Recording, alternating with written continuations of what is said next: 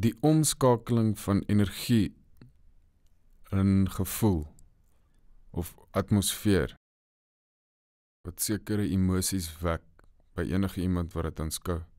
Jy weet, deur middel van kleur op doek te plaas.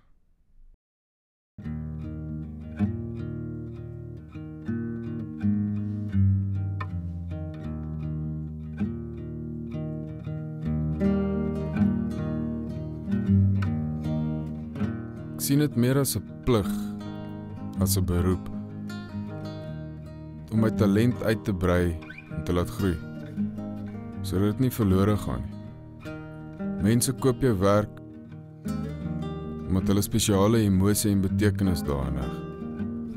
So jy is dit wat voorsiening maak vir nog 'n dag se werk.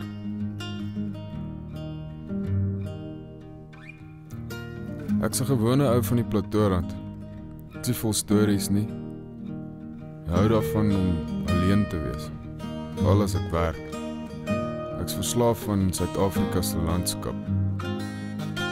Die ruimte, stilte en die pragt waar jy dit nog kan vind. Familie se ondersteuning kon ek nog altyd op staat maak. Maar kom tye wanneer onvermoë jou beetpak en los met niks. Is gewoonlik dan wanneer 'n vriend se bemoediging 'n lafenis vir my is. Wat my elke dag soos hy kom, alhoewel sommiges ietwat van 'n uitdaging bied.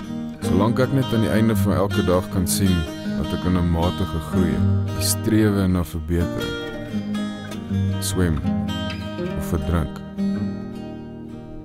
Buckets of rain, buckets of tears, got all them buckets coming out of my ears, buckets of moonbeams.